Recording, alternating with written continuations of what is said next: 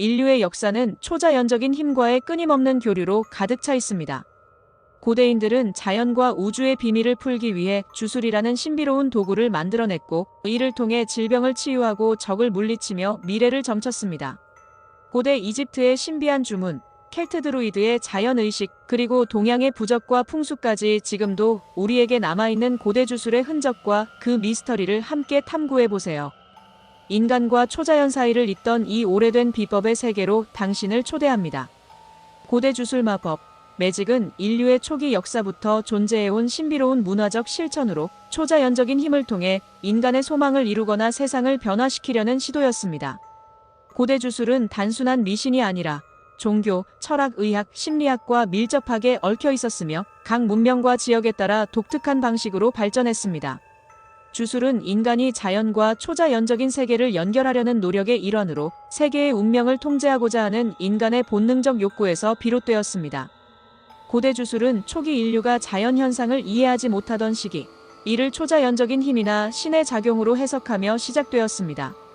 번개, 폭풍, 태양의 움직임 같은 현상들은 신성한 존재의 뜻으로 여겨졌고, 이에 대응하기 위한 의식이나 주문이 발전했습니다. 이 시기의 주술은 원시 종교와 긴밀하게 연결되어 있었으며, 특히 수렵과 채집, 농경 사회에서는 생존과 번영을 위한 의식의 중심 역할을 했습니다. 주술의 본질은 특정한 방법 주문, 의식, 물건 등을 통해 자연 또는 초자연적인 힘을 조작하여 원하는 결과를 이루는 것입니다. 주술은 인간이 직접적으로 통제할 수 없는 것들 날씨, 질병, 적의 공격 등을 다룰 수 있는 도구로 간주되었습니다. 이를 통해 고대인들은 불안감을 해소하고 자신감을 얻었습니다. 고대 주술은 목적에 따라 백마법과 흑마법이 있습니다. 백마법은 치유, 풍요, 보호를 위한 긍정적이고 이타적인 목적의 주술로서, 작물의 풍작을 비는 주술이나 전염병 방지를 위한 의식 등이 있습니다. 흑마법은 저주, 해를 입히거나 상대를 조종하는 부정적인 주술로서, 적을 저주하는 주술이나 정적을 해치기 위한 의식 등이 있습니다. 주술에 사용된 기법은 주문, 의식, 기물 그리고 전복 등이 있습니다.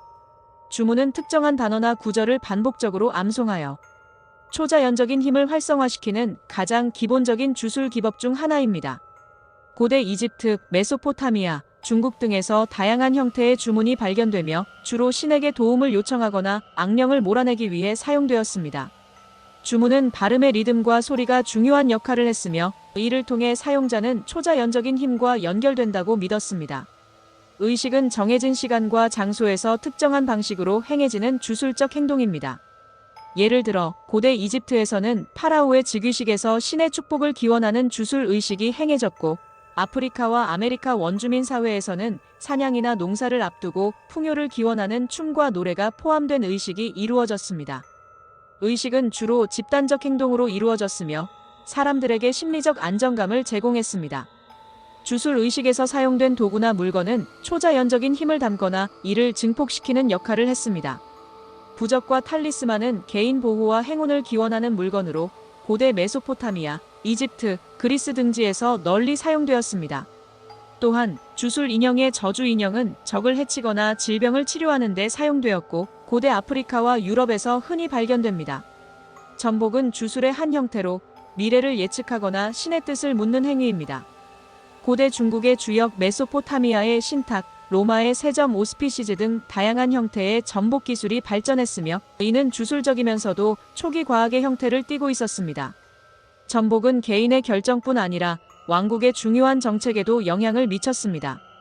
주술의 대상과 신념 체계는 자연의 모든 것에 영혼이 있다고 믿고 이를 다루는 주술, 특정한 신적 존재나 악령을 불러내어 힘을 얻는 방식, 죽은 조상의 영혼과 교감하여 도움을 청하는 주술 등이 있습니다.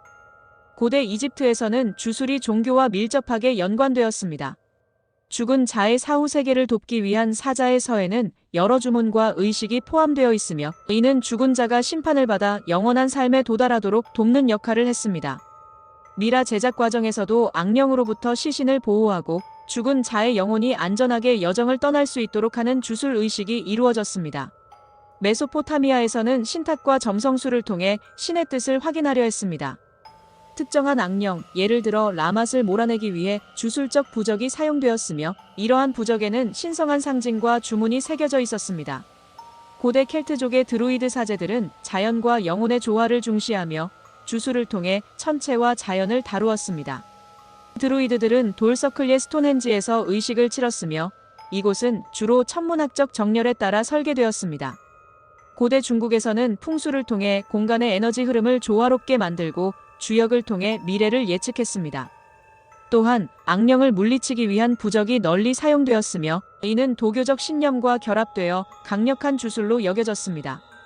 아프리카 지역에서는 샤먼은 초자연적 존재와 소통하며 병을 치료하거나 흑작을 기원했습니다. 샤먼은 트랜스를 통해 영혼의 세계에 들어가 메시지를 받아오며 주술적 인형이나 의식을 통해 결과를 실현했습니다. 고대 그리스에서는 헤카와 같은 주술과 연관된 여신이 숭배되었고 고대 로마에서는 점성술과 예언, 사랑의 주술이 유행했습니다. 중세 유럽에서는 기독교가 지배적인 종교로 자리 잡으면서 마법에 대한 관념이 크게 변화했습니다. 백마법은 신의 뜻에 따라 선한 목적을 위해 사용되는 것으로 여겨졌지만 흑마법은 악의 힘과 연관되어 금기시되었습니다. 이로 인해 마녀 사냥과 같은 사건들이 발생하게 되었습니다. 이 시기에는 백마법과 흑마법을 다룬 다양한 마법서가 등장했습니다. 예를 들어 그리모어는 마법의 주문과 의식을 기록한 책으로 백마법과 흑마법 모두를 포함하고 있었습니다. 르네상스 시대에는 고대의 마법과 철학이 재조명되면서 백마법과 흑마법에 대한 관심이 다시 높아졌습니다. 이 시기에는 자연과학의 발전과 함께 마법이 과학과 분리되기 시작했습니다. 19세기와 20세기 초에는 신비주의와 오컬트 운동이 일어나면서 백마법과 흑마법에 대한 새로운 해석이 등장했습니다. 이 시기에는 마법이 개인의 영적 성장과 자아 발견의 도구로 여겨지기도 했습니다. 20세기 후반부터 현재까지 신에이지 운동이 확산되면서 백마법은 치유, 명상, 자연과의 조화 등을 강조하는 방향으로 발전했습니다. 반면 흑마법은 여전히 부정적인 이미지로 남아있지만 일부는 개인의 힘과 자율성을 강조하는 방식으로 재해석되고 있습니다. 현대 대중문화에서는 백마법과 흑마법이 다양한 형태로 표현되고 있습니다. 영화, 소설, 게임 등에서 이 두 가지 마법의 개념이 자주 등장하며 각각의 특성과 역할이 다르게 묘사됩니다. 고대 주술은 단순히 미신으로 치부할 수 없는 인간의 신앙과 과학, 철학의 복합적 산물입니다. 현대 사회에서도 주술적 요소는 문화와 전통 속에 스며들어 있으며 여전히 많은 사람들에게 호기심과 신비감을 불러일으키고 있습니다. 고대 주술은 현대에서도 여전히 미스터리로 남아 있습니다. 특히 다음과 같은 질문들은 오늘날에도 많은 학자들에게 흥미를 불러일으킵니다. 고대 주술이 실제로 효과를 발휘했는지 혹은 심리적 암시와 믿음의 결과였는지에 대한 논란이 지속되고 있습니다. 예를 들어 약초를 활용한 치유 주술은 현대 의학의 일부로 통합되었으나 그 초자연적 측면은 입증되지 않았습니다.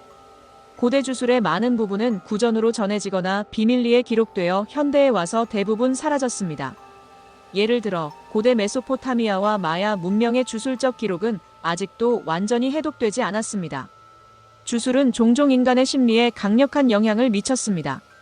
부적을 지닌 사람은 더 큰 자신감을 느꼈고 주문을 외우는 사람은 불안감을 줄였습니다. 이는 주술의 성공 여부를 심리적 안정과 연결시킬 수 있습니다.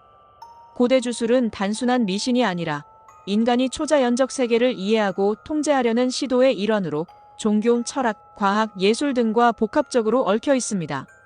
그 신비로운 본질은 오늘날에도 많은 사람들에게 매력을 주며 학문적 연구와 대중적 상상력의 대상이 되고 있습니다.